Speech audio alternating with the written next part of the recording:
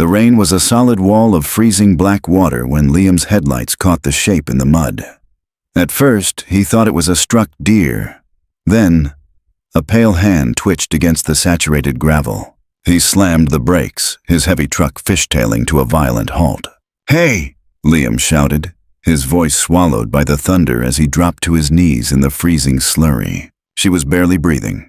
Her face was a canvas of brutalized purple and blue, the relentless rain washing a steady stream of blood from her hairline. Her fingers weakly grabbed the wet canvas of his jacket, pulling with the last ounce of her strength. "Don't let them," she gasped, her voice a broken whisper, eyes wide with a terror that cut straight through the storm. "I've got you," Liam said, sliding his arms beneath her broken frame. "You're safe now." The heater in Liam's ancient Ford sputtered, fighting a losing battle against the biting autumn chill that leaked through the floorboards. The woman, he didn't even know her name yet, lay across the bench seat, her head resting against his heavy canvas thigh. Her breathing was a shallow, ragged rhythm that terrified him more than the treacherous, washed-out logging road he was currently navigating. Every jolt of the suspension pulled a sharp, unconscious whimper from her throat. Liam's knuckles were bone-white on the steering wheel. The nearest hospital was 40 miles down the mountain, and the creek at the base of the valley had already crested its banks when he crossed it hours ago.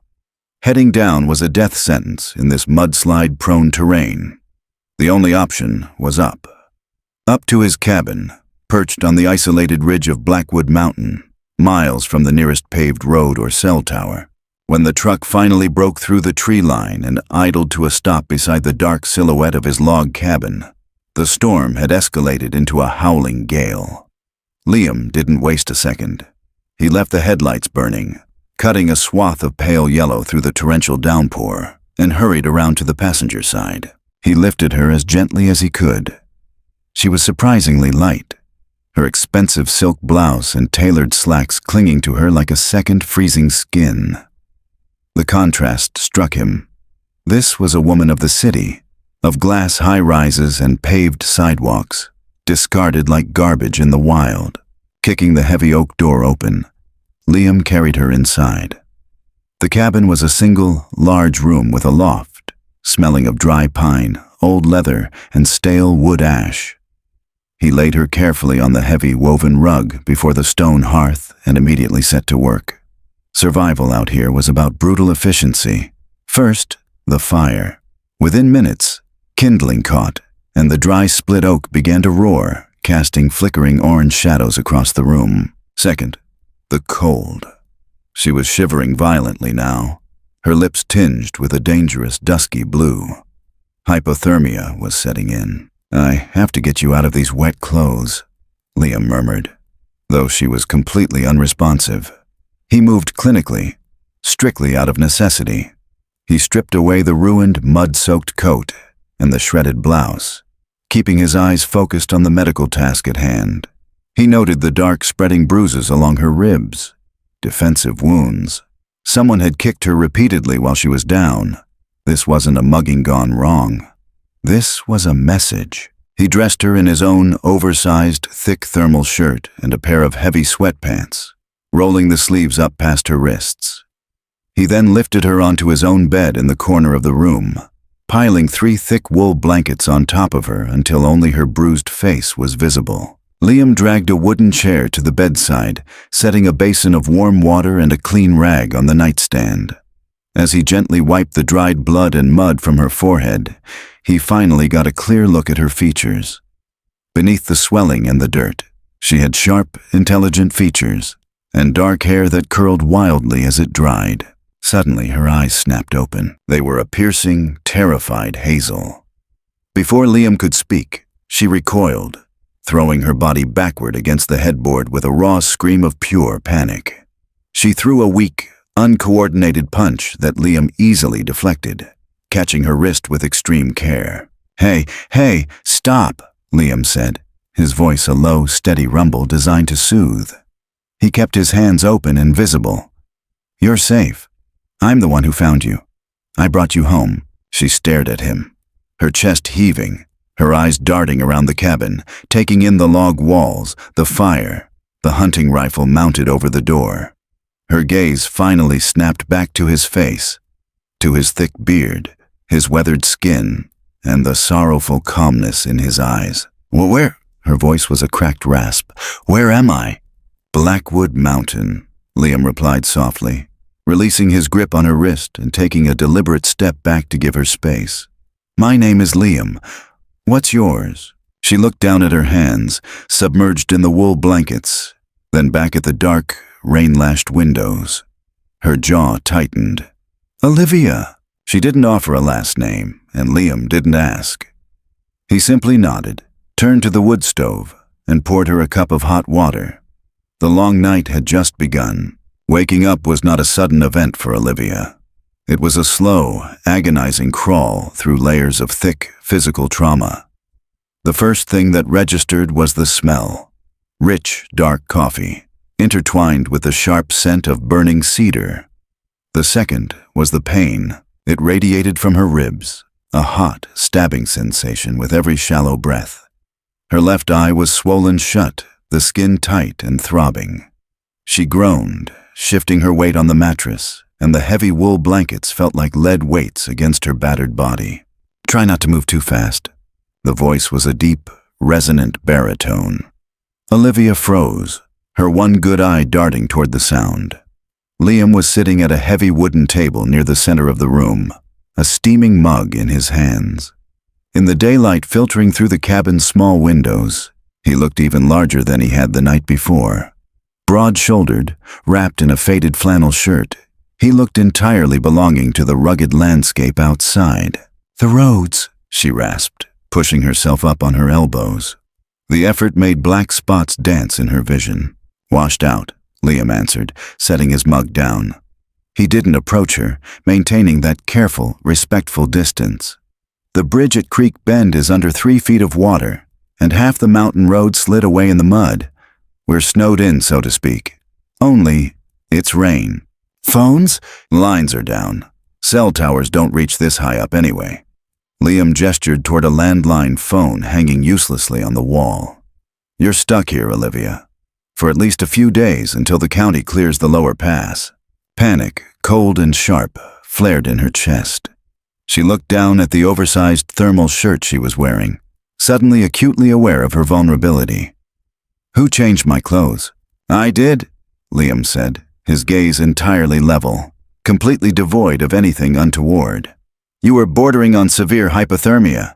Your core temperature was dropping. I put you in dry thermals and got you by the fire, that's all." Olivia stared at him, searching his weathered face for a lie. She found none, just a quiet, stoic patience. The tension in her shoulders dropped a fraction of an inch. Though her heart continued to race, she swung her legs over the edge of the bed, her feet barely touching the rough floorboards. "I can't stay here. I have to get back down. They might think I'm dead, but if they find my car—" "Who is they?" Liam asked quietly. Olivia's mouth snapped shut. She looked away, staring into the flickering flames of the hearth. Fragments of the previous night assaulted her mind, the screech of tires, the shattering of her driver's side window, the heavy, steel-toed boots kicking her into the gravel, the man in the tailored suit watching impassively from the rain. "It's better if you don't know," she whispered, her voice trembling. "For your own sake, if they know I survived, if they know you helped me, you'll be in danger too." Liam let out a slow breath. He stood up, walking over to the wood stove. He poured a second mug of coffee, added a splash of canned milk, and brought it over to the nightstand, setting it down gently. "When I was carrying you in," Liam said, his back turned to her as he walked back to the table, "I saw the bruises on your forearms, the way your ribs are bruised, the exact placement of the lacerations. That wasn't a robbery. That was an execution that got interrupted, or poorly executed." Olivia's breath hitched. She pulled her knees to her chest, wincing at the pain, wrapping her arms around her shins. "I don't care what you did, or what you saw," Liam continued, sitting back down and picking up a piece of leather he had been oiling. "But out here, on this mountain, Those men hold no power. The terrain is my territory. The weather is my wall. You are safe here, Olivia. But I need you to trust me enough to stay put." She looked at the steaming coffee, then at the man across the room. He was a stranger, an isolationist living off the grid. Yet he had pulled her from the mud and asked for nothing. The exhaustion finally overrode her terror. She picked up the mug with trembling hands, letting the heat seep into her bruised palms. "Okay," she whispered. "I'll stay." By the third day, the relentless storm finally broke, leaving behind a deafening, crystalline silence. The sky bruised into a brilliant, cloudless blue, making the wet pine needles outside glitter like broken glass. Olivia was moving better. The swelling in her eye had gone down, leaving a spectacular halo of yellow and violet. She walked with a stiff, protective hunch over her ribs, but the agonizing sharpness had dulled to a deep ache. Cabin fever, however, was beginning to set in. With Liam outside chopping wood, the rhythmic thwack of the axe echoing through the thin mountain air, Olivia took the opportunity to finally explore the small confines of her sanctuary. The cabin was utilitarian, scrubbed meticulously clean, yet intensely personal. A wall of bookshelves held everything from advanced horticulture texts to classic Russian literature. In the corner by the window sat a beautifully carved wooden rocking chair. It looked out of place, slightly smaller than a standard chair, almost delicate compared to Liam's massive frame. Curiosity getting the better of her, Olivia approached a small wooden shelf above the fireplace. Face down on the dusty wood lay a silver picture frame. She hesitated. She knew what it meant to hide things from the world, but the silence of the cabin pressed in on her, demanding answers about her silent savior. She reached out and turned the frame over. It was a photograph of Liam, looking years younger, his beard trimmed, his eyes bright and unguarded. Beside him stood a woman with a brilliant, infectious smile, holding a little girl no older than 4. They were standing right in front of this very cabin. "She carved that chair," Olivia gasped, nearly dropping the frame. Liam was standing in the doorway, an armful of split logs resting against his chest. His face was unreadable, cast in the shadows of the doorframe. "I'm so sorry," Olivia stammered, hurriedly placing the frame face down exactly as she had found it. "I wasn't snooping, I just—" "It's fine," Liam said, though his voice was tighter, rougher than usual. He crossed the room, dropping the wood into the metal bin by the stove with a heavy clatter. "Her name was Sarah. My daughter was Lily." He didn't elaborate. He didn't have to. The heavy, suffocating silence that followed spoke volumes of a grief so profound it had driven a man to the top of a mountain to hide from the world.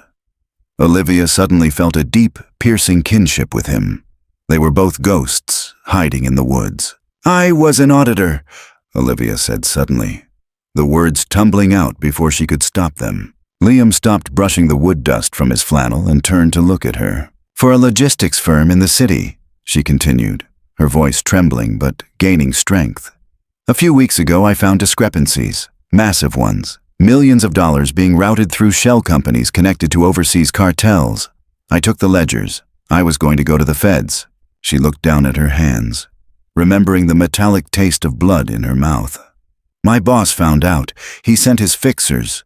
They ran my car off the road on my way to the meeting. They beat me until I stopped moving. They took the drive with the files, and they left me in the mud."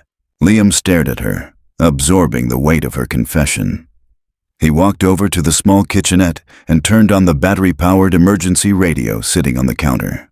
He tuned it to the local county frequency, a static-filled drone filling the room. "If they took the files, why are you still running?" Liam asked. "Because I have a photographic memory," Olivia said softly, tapping her temple.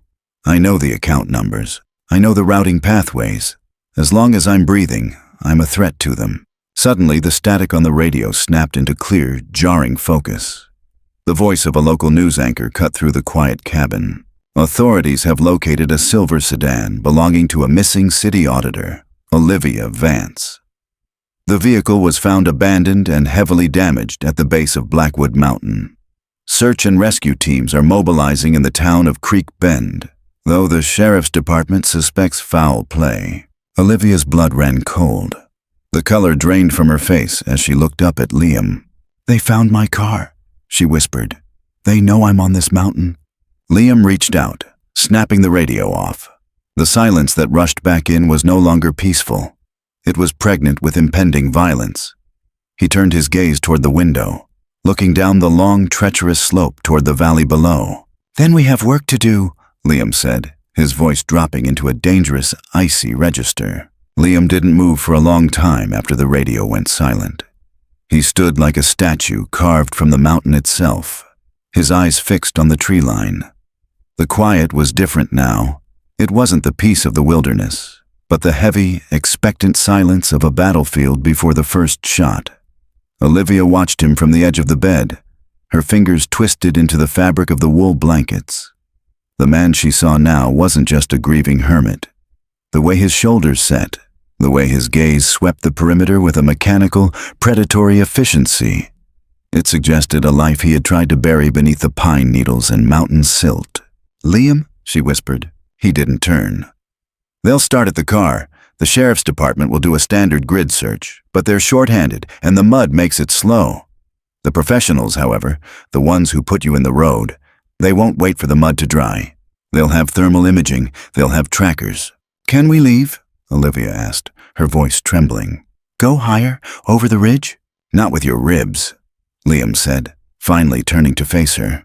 His eyes were cold, focused, and not in this terrain. "If we're caught in the open, we're dead. Here, I have the high ground. I have the perimeter." He walked to a heavy wooden trunk at the foot of the loft ladder. He threw back the lid, revealing not clothes or keepsakes, but rolls of thin, high-tensile wire, small bells, and several blackened metal canisters. He began to systematically check his gear. "Who were you, Liam?" Olivia asked, her curiosity finally outweighing her fear. "Before the mountain, before Sarah and Lily." Liam paused, a coil of wire in his hand. The mention of his family caused a flicker of pain to cross his features, a momentary breach in his tactical mask. "I was a scout for a long-range surveillance unit. 12 years. I spent my life watching things from the shadows, waiting for the right moment to strike. When I left, I thought I was done with the watching. I thought I could just exist." He stood up, grabbing his heavy coat. "I'm going to set the early warning. You stay away from the windows. If you hear the bells, go to the cellar. The hatch is under the rug by the stove. Do not come out unless it's me calling your name. Do you understand?" Olivia nodded, her throat tight. She watched him disappear into the graying afternoon light. For the next 3 hours, she was alone with the ghosts of the cabin. She tried to keep busy, washing the few dishes they had used, but her mind was a whirlwind of account numbers and faces. She saw her boss, Mr. Sterling, his manicured hands adjusting his tie as he ordered her death. She saw the fixers, men with no names and empty eyes. She walked over to the rocking chair Liam's wife had carved. She sat in it, the wood groaning softly.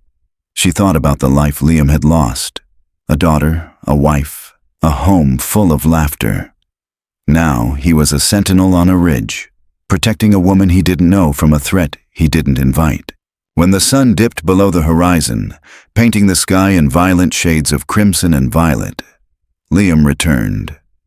He smelled of wet earth and cold air. He didn't speak as he moved to the gun rack. He took down the hunting rifle, a sleek, bolt-action Remington, and began to clean it with practiced, rhythmic strokes. "I found a drone," Liam said quietly, not looking up from his work. Olivia's heart skipped. "A drone?" "High altitude, commercial grade. It was hovering over the South Ridge for 20 minutes. They're narrowing the search area. They know there's a structure up here." He looked up, his eyes meeting hers. "They'll be here by morning. They won't come up the road. They'll come through the brush, thinking they have the element of surprise." "What do we do?" Olivia asked. "We give them exactly what they expect," Liam said, a dark, grim smile touching his lips. "A lonely cabin and a man who doesn't want to be found. But we give it to them on my terms." The night passed in a blur of forced wakefulness. Liam sat by the window, a shadow among shadows, while Olivia lay on the bed, her mind refusing to shut down. Every snap of a twig outside, every sigh of the wind through the eaves, sounded like a footstep.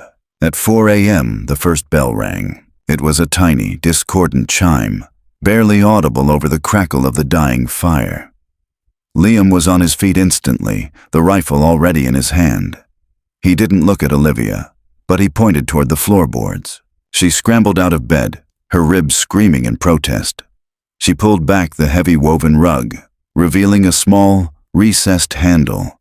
She pulled it, and a section of the floor swung upward, revealing a dark, cramped space filled with tinned goods and root vegetables. She slid inside, the cold dampness of the earth pressing against her. "Stay quiet," Liam whispered.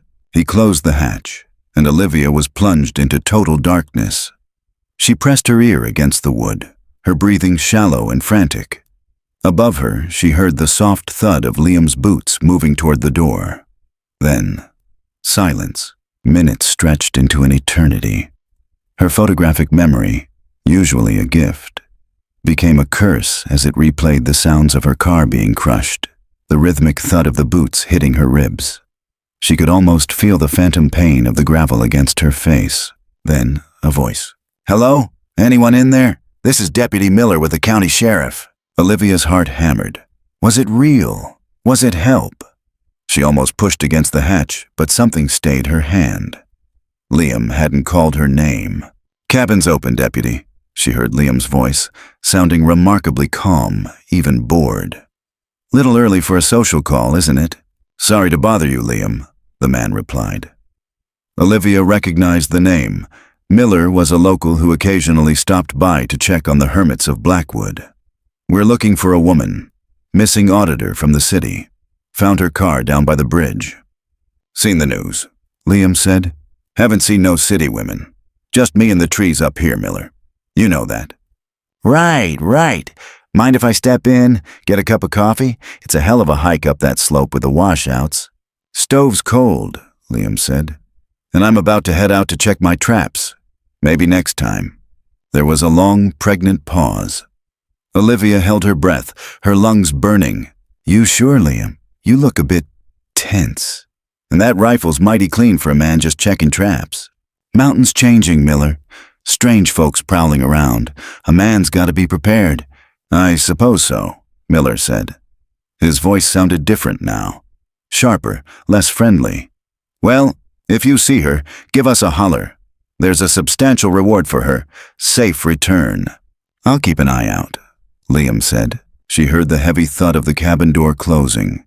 She waited for Liam to open the hatch, but the silence stretched on for 5, 10, 15 minutes. Finally, the hatch creaked open, and Liam's face appeared in the rectangle of dim light. "Is he gone?" Olivia whispered, climbing out. "He's gone," Liam said, his jaw tight. "But he wasn't alone. He had 2 men in tactical gear trailing him 300 yards back. Miller's on their payroll. He was here to see if I was hiding someone." Olivia felt a wave of nausea. "The police? They have the police." "Not the police," Liam corrected. "Just one man with a badge and a gambling debt. But it means the perimeter is compromised. They know I'm lying."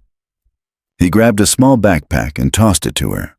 "Put on your boots. We're moving to the secondary position. They'll be back in an hour with more than just a deputy." They moved through the woods like ghosts. Liam led the way, his movements fluid and silent despite his size. He chose the steepest, most difficult paths, forcing Olivia to use every ounce of her remaining strength. She focused on the back of his flannel shirt, using it as a North Star in the gray pre-dawn light. They reached a rocky outcropping several hundred feet above the cabin. It was a natural fortress, shielded by ancient hemlocks and massive granite boulders. From here, they had a perfect view of the cabin and the trail leading up to it. Liam settled into a crevice between 2 rocks, glassing the valley with binoculars. Olivia collapsed against a moss-covered stone, her breath coming in ragged gasps. "Why are you doing this?" she asked, her voice a mere thread of sound. "You could have just told Miller I wasn't there. You could have stayed out of it." Liam didn't lower the binoculars. "I spent a long time looking the other way, Olivia. When I was in the service, I followed orders that didn't make sense. When I came home, I ignored the cracks in the world until they swallowed my family." He finally looked at her, and for the first time, she saw the raw, bleeding edge of his grief. "I couldn't save Sarah. I couldn't save my little girl. I'm not going to sit on this mountain and watch them kill you just because it's the easy thing to do." Olivia reached out, her hand hovering over his arm before she gently touched the rough fabric of his sleeve. "Thank you, Liam." He nodded once, then stiffened. "Movement, South Trail." Olivia crawled forward, peering over the edge of the rock. 3 figures were emerging from the tree line near the cabin. They weren't wearing police uniforms. They were dressed in slate gray tactical gear, carrying suppressed submachine guns. They moved with a synchronized professional lethalness that made Olivia's skin crawl. "There's Miller," Liam whispered, pointing to a 4th figure trailing behind. The men didn't knock.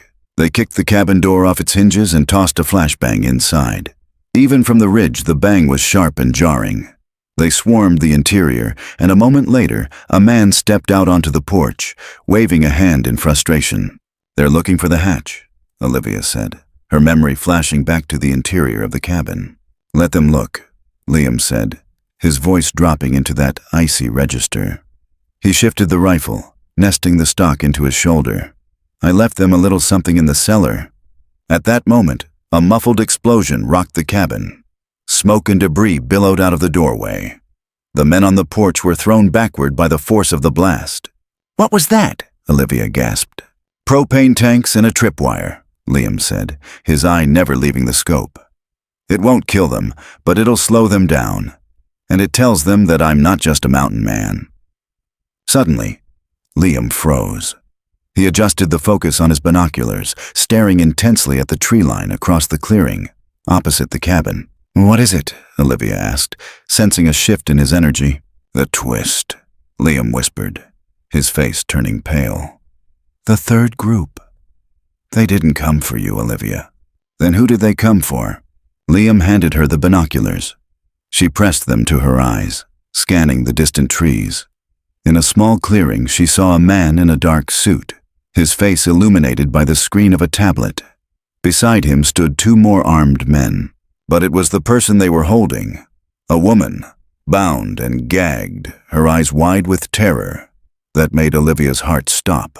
"My sister," Olivia choked out, the binoculars slipping from her hands. "They have my sister, Claire. She was supposed to be in Chicago. How did they—" "They're using her as leverage," Liam said, his voice hard. "They don't want to find you anymore. They want you to come to them." The man in the suit looked up, as if he could see them on the ridge. He held up a satellite phone and dialed a number. In Liam's pocket, the emergency burner phone he kept for town runs began to vibrate. Liam pulled it out, looking at the screen. He answered, putting it on speaker. "Mr. Vance," a smooth, cultured voice said over the line. "Or is it Liam? I've heard so much about your service record. Impressive. But I think we should skip the pleasantries. You have something of ours. A woman with a very troublesome memory. And we have something of yours, or rather, something of hers." "Let the girl go," Liam said. "In exchange for Olivia?" "Of course, but let's be realistic. We're going to kill both of them regardless. The only question is how much pain your sister has to endure before you realize that you're outmatched." The man in the suit paused. "You have 20 minutes to bring Olivia to the cabin clearing. If I see a rifle, or if you try to play hero, I start with the girl's fingers. I believe you know I'm a man of my word." The line went dead. Olivia looked at Liam, the world spinning around her. The mountain, which had felt like a sanctuary, now felt like a cage. Her photographic memory suddenly flashed to a detail she had seen in the ledgers, a name she hadn't mentioned to Liam. Miller. Not just a deputy. The name on the shell company that owned the trucking fleet. "Liam," she said, her voice shaking. "Miller isn't just on the payroll. He is the payroll. He's the one who's been laundering the money through the county accounts." Liam looked at her, the pieces of the puzzle clicking into place. "Then he can't let any of us off this mountain. Not even his own men. We have to save her," Olivia pleaded. "I don't care about the files. I don't care about anything else." Liam looked at the rifle, then at the cabin below, then at the terrified woman on the ridge. He reached out and gripped Olivia's shoulder. "We're going to save her," he said, "but we're not going to do it by giving them what they want. We're going to do it by showing them why I moved to this mountain in the first place." He stood up, his presence suddenly massive, dark, and utterly terrifying. "Hold on to the backpack. We're going to the old mine shaft. It's time to move the fight underground." The entrance to the Blackwood mine was a jagged, rotting maw in the side of the ridge, nearly swallowed by creeping ivy and the weight of decades. As Liam and Olivia slipped inside, the air temperature plummeted, replaced by a damp, mineral-heavy chill that felt like the breath of the mountain itself. Liam didn't turn on a flashlight. He moved with a tactile familiarity, his hand grazing the damp timber supports as if reading a language only he understood. "Keep your hand on my pack," Liam whispered. "There are vertical shafts here that drop 80 feet into groundwater. Stay exactly in my footprint." Olivia did as she was told, her heart a frantic bird against her ribs. The darkness was absolute, thick enough to taste. The only sound was the distant rhythmic drip of water and the jagged rasp of her own breathing. Behind them, the faint gray rectangle of the entrance began to flicker with artificial light. The mercenaries' tactical lanterns. "They're coming," she breathed, her voice catching. "Let them," Liam replied, his tone chillingly devoid of fear. "They think this is a hole in the ground. To me, it's a map." They reached a junction where the tunnel split into 3 narrow veins. Liam stopped, pulling a small, heavy object from his vest. It was a secondary burner phone. He checked the signal, 1 bar, surging and dipping. He didn't call the villains. Instead, he began to type. "What are you doing?" Olivia asked. "Messaging the sheriff's main office in the next county," Liam said. Miller blocked the local signals, but these old mines have a natural ventilation shaft that acts like a primitive antenna if you're standing in the right spot. "I'm sending the coordinates of the cabin in Miller's name." He looked at her, the faint glow of the screen illuminating the deep, sorrowful lines around his eyes. "Olivia, if things go sideways, I need you to take the left tunnel. It leads to a drainage pipe that exits near the creek. It's a mile hike to the main road. Don't look back." "I'm not leaving without my sister," she said, her voice unexpectedly firm. "And I'm not leaving you. You didn't leave me in the mud, Liam." A small, genuine smile touched Liam's lips, the first she had seen. It wasn't a smile of joy, but of a deep, mutual respect. He reached out and touched her cheek, his thumb brushing over the fading bruise. "Then we move fast. We're going to loop around behind them. The man in the suit, the one holding Claire, he'll be at the ventilation intake. It's the only place with enough light to see his tablet. He's vain. He won't sit in the dark." As they moved deeper, Olivia felt the weight of the mountain pressing in on her. She thought about her life in the city, the spreadsheets, the cold fluorescent lights, the coffee meetings. It all felt like a dream belonging to someone else. Here, in the belly of the earth with a man who lived like a ghost, she felt more alive and more terrified than ever before. She realized then that Liam wasn't just a mountain man. He was a man who had chosen the mountain because the world had failed him. And now, he was returning to that world's violence to save a woman who reminded him of the life he couldn't protect. The silence of the mine was shattered by the sharp metallic clack of a stone being displaced. Then, a voice echoed through the tunnels, harsh, amplified, and dripping with a false sense of security. "Liam, Olivia, we know you're in here. The thermal signatures don't lie. You're just trapping yourselves." It was Miller. The deputy's voice sounded distorted by the tunnels, bouncing off the quartz-veined walls until it seemed to come from everywhere at once. Liam didn't react. He was crouched by a rusted iron gate, his eyes fixed on a narrow gap in the ceiling where a faint sliver of moonlight filtered down. He gestured for Olivia to stay back. Then he vanished into the shadows.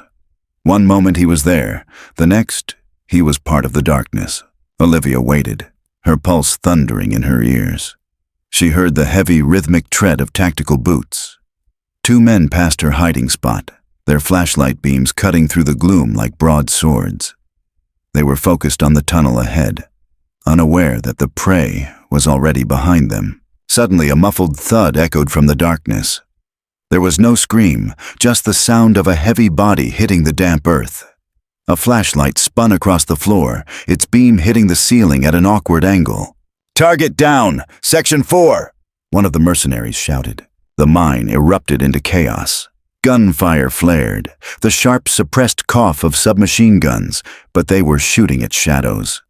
Liam was using the mine's acoustics against them, throwing rocks to create decoys, moving through crawl spaces too narrow for men in full gear. He was a wraith, a mountain spirit taking vengeance on the invaders. Olivia saw her opening. While the mercenaries were distracted by the ghost of Blackwood, she slipped toward the ventilation intake. She found the man in the suit, Sterling's primary fixer, standing near a heavy iron ladder. He looked agitated, his tablet glowing blue in the dim light. Beside him, Claire sat on a crate, her eyes red-rimmed and wide with terror. "Claire!" Olivia hissed. The man in the suit spun around, pulling a pistol from his waistband. "Well, well." The auditor finally shows up for the final reconciliation. He grabbed Claire by the hair, hauling her up and pressing the barrel of the gun against her temple. "Where's your pet soldier, Olivia? Tell him to step into the light or your sister's brain becomes part of the scenery." Olivia stepped forward, her hands raised. "He's not a soldier. He's just a man you should have left alone." "I don't care who he is," the man snarled. "Give me the password to the encrypted cloud backup. I know you didn't just memorize those numbers. You uploaded the raw data before they ran you off the road. Where is it?" Olivia took a breath, her mind racing. She did have the backup. She had hidden it behind a triple encrypted firewall using a sequence of prime numbers derived from her sister's birthday. "I'll give it to you," Olivia said, her voice steady. "But you have to let her walk toward the exit first. If I see her reach the moonlight, I'll type it in. You think you're in a position to negotiate?" The man laughed, a dry, cold sound. "I'm the only one who knows the key," Olivia replied, tapping her head. "And if Liam kills you before I speak, the money stays locked forever. Your bosses won't be happy about that, will they?" The man hesitated. In that moment of doubt, the shadow behind him moved. Liam didn't use a gun. He came from the ceiling, dropping like a predatory cat onto the fixer's back. The pistol discharged into the dirt as they went down in a tangle of limbs. Claire screamed, scrambling away toward Olivia. "Run!" Liam roared. Olivia grabbed Claire's hand, pulling her toward the ladder. "Come on!" They scrambled up the rusted rungs, emerging into the cold, crisp air of the ridge. Below them, the cabin was a smoldering ruin, the fire having been suppressed by the damp night air but leaving behind a skeletal black frame. They reached the rocky outcropping just as Miller emerged from the tree line, his face contorted with rage. He was alone now, his mercenaries either incapacitated or scattered in the mine. He held a heavy revolver, his hand shaking. "You ruined everything," Miller screamed at Olivia. "That money was my way out, my retirement. Now the feds are coming, and it's all because you couldn't just keep your mouth shut." He leveled the revolver at Olivia. Crack! The sound of the rifle shot was different from the suppressed gunfire in the mine. It was a thunderous, definitive boom that echoed across the entire valley. Miller's revolver flew from his hand as a bullet shattered the cylinder. He fell back, clutching his mangled hand, howling in pain. Liam stepped out from the shadows of the mine entrance, the Remington held steady against his shoulder. He walked toward Miller, his face a mask of cold, righteous fury. "The mountain doesn't like people like you, Miller," Liam said quietly. A moment later, the distant wail of sirens began to climb the mountain. Not one or two, but a chorus of them. The neighboring county's response to Liam's message. Headlights began to snake up the lower pass, cutting through the fading night. Liam turned toward Olivia and Claire. He lowered the rifle, the tension finally draining from his frame. He looked older, tired, but the haunted look in his eyes had softened. The sun began to peek over the eastern peaks, casting a golden light over the valley. The nightmare was over. In the weeks that followed, the story of the Blackwood auditor dominated the headlines. Mr. Sterling and his associates were arrested, their billion-dollar laundering scheme dismantled by the data Olivia provided. Deputy Miller was sentenced to 20 years, his betrayal of the badge earning him no mercy from the courts. Olivia and Claire moved to a small town 3 states away, starting over with new names and a newfound appreciation for the quiet life. But every year, on the anniversary of the night she was found in the mud, Olivia returns to Blackwood Mountain. She finds the cabin rebuilt, the smell of cedar and coffee once again filling the air. And there, sitting in the rocking chair his wife once carved, is Liam. They don't talk much about the past. They talk about the weather, the trees, and the way the light hits the ridge at sunset. She was a woman broken and left for dead. He was a man who had forgotten how to live. Together, on the side of a mountain, they found exactly what they were looking for. If this story of resilience and justice touched your heart, please consider sharing it with someone who needs a reminder that hope can be found in the darkest places. Don't forget to like and subscribe for more dramatic tales of survival and human connection. The hospital in the neighboring county was a jarring assault of white light and bleach. For Olivia, the transition from the damp, earthy darkness of the Blackwood mines to the clinical sterility of room 402 was almost too much to process. She sat on the edge of the hard plastic chair, her gaze fixed on the rhythmic rise and fall of her sister's chest. Claire was asleep finally, her face a map of exhaustion and fading terror. The door hissed open, and Liam stepped in. He looked entirely out of place in the modern facility. He had showered, but he still wore the same heavy canvas jacket, and his presence seemed to shrink the room. He didn't say anything at first. He just stood by the window, looking out at the parking lot where 2 state trooper cruisers were parked as a permanent guard. "The doctor says she'll be fine," Olivia said, her voice sounding thin and brittle to her own ears. "Physically, at least." Liam turned. His eyes, usually so sharp and predatory in the woods, were soft with an unspoken empathy. "And you? The nurses said you haven't slept since the intake." "I can't close my eyes, Liam. Every time I do, I see the mine. I see the flash of Miller's gun." She looked down at her hands. They were scrubbed clean, but she could still feel the grit of the mountain under her nails. "And I see the numbers. They're still there. All those accounts, all that blood money."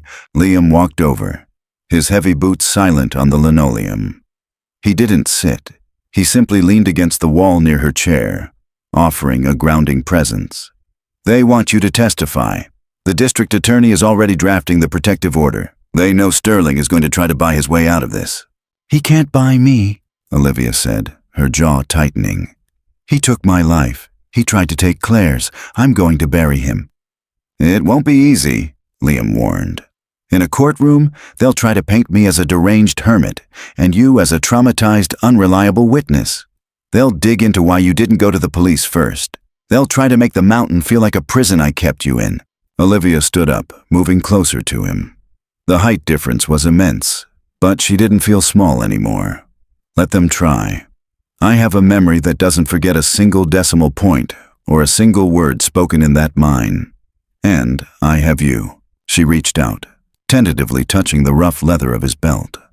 "Why did you come here, Liam? To the hospital? You could have just stayed on your mountain. The feds have the scene. You're clear." Liam looked down at her, a muscle jumping in his jaw.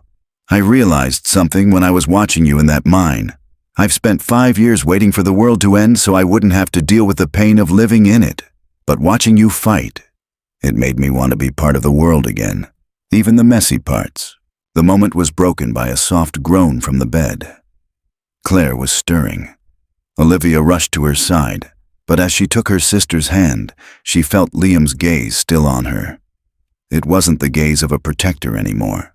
It was the gaze of a man who was finally, painfully, waking up. 6 months later, the city of Chicago felt like a foreign planet. The courtroom was packed, the air thick with the scent of expensive perfume and nervous sweat.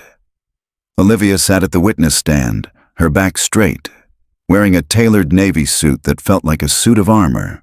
Across the aisle, Sterling sat with a team of 4 lawyers. He looked immaculate, a picture of corporate success, his face a mask of bored indifference. But Olivia saw the way his fingers twitched against his silk tie. She knew him. She knew his tells. "Ms. Vance," the defense attorney said, leaning over the podium with a predatory smile. "You claim to have seen these specific transaction IDs during a period of intense physical trauma. You were, by your own admission, suffering from a concussion and severe blood loss. Isn't it true that your photographic memory is more of a convenient imagination fueled by your desire for revenge?" Olivia didn't blink. She leaned into the microphone. "On October 14th, at 11:22 p.m., you routed $3.4 million through a holding company called Blue Ridge Logistics into an offshore account ending in 4982. The authorization code was Alpha Niner 7. Would you like me to list the next 12 transactions, or should I start with the personal expenses you billed to that account, including your daughter's private school tuition?" A murmur rippled through the gallery. The attorney's smile faltered. "The trauma didn't dull my memory," Olivia continued, her voice gaining strength. "It sharpened it. Every second I spent on that mountain, wondering if I would live to see the morning, I replayed those ledgers in my head. I used them as a lifeline. I didn't want revenge. I wanted the truth to be the last thing you saw before the cell door closed." The defense tried to pivot, turning their attention to Liam, who sat in the front row of the gallery. "And what of your rescuer? A man living off the grid with a history of military-grade violence. Isn't it more likely that he used you to further his own anti-government agenda? That he staged the rescue to play the hero?" Olivia looked at Liam. He was wearing a suit that looked uncomfortably tight on his broad shoulders, his hands folded neatly in his lap.